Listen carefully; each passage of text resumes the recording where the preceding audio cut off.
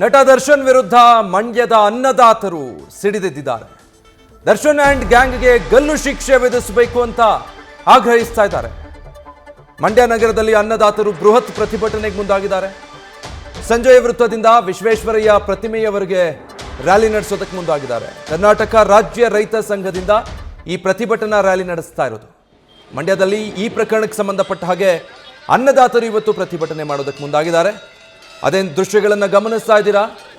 ಮಂಡ್ಯದಲ್ಲಿ ದರ್ಶನ್ರ ವಿರುದ್ಧ ಕ್ರೂರವಾದಂತಹ ಈ ಕೃತ್ಯ ಎಸಗಿರುವಂತಹ ದರ್ಶನ್ ಮತ್ತೆ ಅವರ ಇಡೀ ಈ ಗ್ಯಾಂಗ್ ಏನಿದೆ ಅದಕ್ಕೆ ಗಲ್ಲು ಶಿಕ್ಷೆ ವಿಧಿಸಬೇಕು ಅಂತ ಹೇಳಿ ರೈತ ಸಂಘದಿಂದ ಈ ರೀತಿಯಾಗಿ ಬೃಹತ್ ಪ್ರತಿಭಟನೆ ಮತ್ತೆ ರ್ಯಾಲಿಯನ್ನು ಹಮ್ಮಿಕೊಂಡಿದ್ದಾರೆ. ನಿನ್ನೆ ಚಿತ್ರದುರ್ಗದಲ್ಲೂ ಕೂಡ ಇದೇ ರೀತಿಯಾಗಿ ವಿವಿಧ ಸಂಘಟನೆಗಳು ಪ್ರತಿಭಟನೆ ಮಾಡಿ ಅವರ ಆಕ್ರೋಶ ಹೊರಹಾಕಿದ್ರು. ಇದೀಗ ಮಂಡ್ಯದಲ್ಲಿ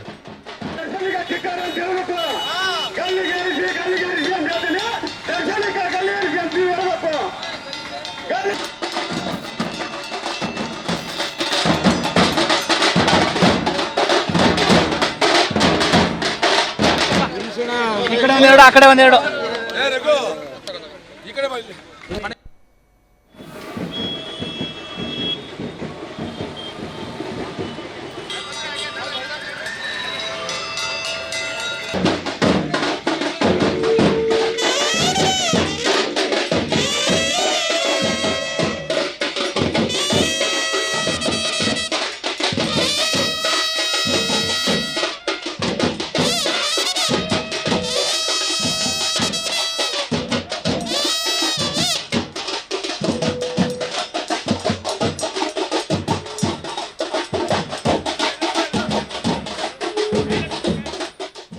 ಈ ರೀತಿ ಪ್ರತಿಭಟನೆ ನಡೆಸ್ತಾ ಇರುವಂತವರನ್ನ ನಮ್ಮ ಪ್ರತಿನಿಧಿ ನಂದೀಶ್ ಮಾತಾಡಿಸಿದ್ದಾರೆ. ಏನು ಪ್ರತಿಭಟನಾಕಾರರ ಆಗ್ರಹ ನೋಡೋಣ.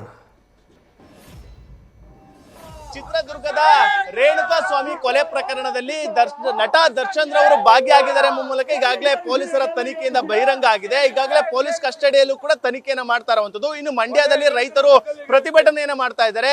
ದರ್ಶನ್ ವಿರುದ್ಧ ಘೋಷಣೆಗಳನ್ನ ಕೂಗಿ ಆಕ್ರೋಶವನ್ನ ವ್ಯಕ್ತಪಡಿಸ್ತಾ ಇದ್ದಾರೆ. ಅಂದ್ರೆ ಅವರೆಲ್ಲರನ್ನು ಕೂಡ ಗಲ್ಲು ಶಿಕ್ಷೆಗೆ ಹಾಕ್ಬೇಕು ಎಂಬ ನಿಟ್ಟಿನಲ್ಲಿ ಈಗಾಗಲೇ ಒಂದು ಹೋರಾಟವನ್ನು ಕೂಡ ಮಾಡ್ತಾ ಇರುವಂತದ್ದು.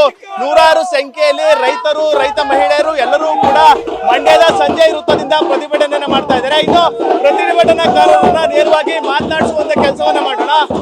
ಈಗಾಗಲೇ ಇನ್ನು ಏನು ರೈತ ಮುಖಂಡರಾದಂತಹ ಕೃಷ್ಣ ಅವರು ನಮ್ಮ ಜೊತೆ ಇದ್ದಾರೆ. ನೇರವಾಗಿ ಸರ್, ಇವತ್ತು ಪ್ರತಿಭಟನೆ ಮಾಡ್ತಾ ಇದ್ದೀರಿ, ನಿಮ್ಮ ಉದ್ದೇಶ ಏನು ಸರ್?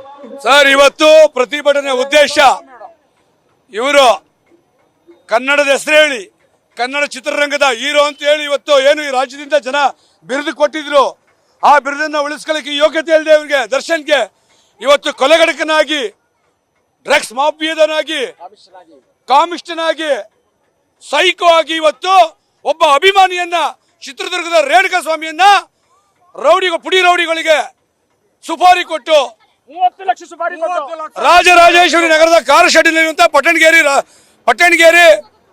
ಕಾರ್ ಶೆಡ್ನಲ್ಲಿರುವಂತ ಒಂದು ಶೀಟ್ ಔಟ್ ಶೆಡ್ನಲ್ಲಿ ಕರೆದು ಒಬ್ಬ ಅಭಿಮಾನಿನ ಅಮಾನುಷಿಕವಾಗಿ ಕೊಲೆ ಮಾಡಿ ಮರ್ಮಾಂಗಕ್ಕೆ ಒದ್ದು ಇವತ್ತಾಗಲೇ ಟಿವಿಲೆಲ್ಲ ಬರ್ತಾ ಇದೆ ಯಾವ್ಯಾವ ವಸ್ತು ಬಳಸಿದ್ದಾರೆ ಅಂತ.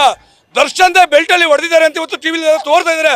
ಎಲ್ಲ ಪಂಚನಾಮೆ ಮಾಡಿದೀವಿ ಅಂತ 30 ಲಕ್ಷ ಅವ್ರ ಅಭಿಮಾನಿಗಳಿಗೆ ತಗೊಂಡೋಗಿ ದುಡ್ಡು ಎಲ್ಲ ಬಾಡಿ ಎಲ್ಲರೂ ಎಸಿರಿ ಅಂತೇಳಿ ಚೆನ್ನೈಗೋ ಮಡ್ರಾಸ್ಗೋ ಆಂಧ್ರಕ್ಕೆ ಎಸಿರಿ ಅಂತ ಹೇಳಿದ್ರಂತೆ.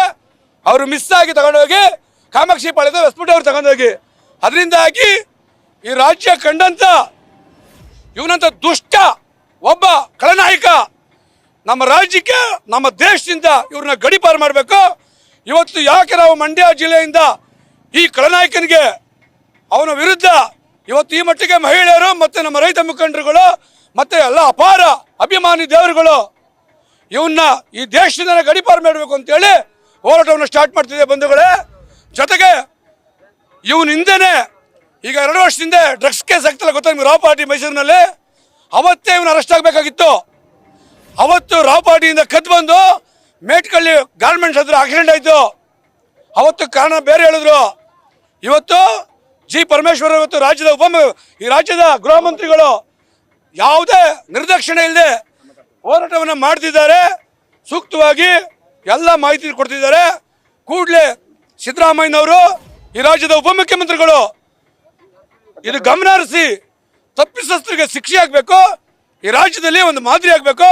ಯಾಕೆ ಅಂತಂದ್ರೆ ಶಾರುಖ್ ಖಾನ್ ನ್ಯೂಸ್ ಫಸ್ಟ್ ನಿರ್ಭೀತಿಯಿಂದ ನಿಮ್ಮ ಪರವಾಗಿ.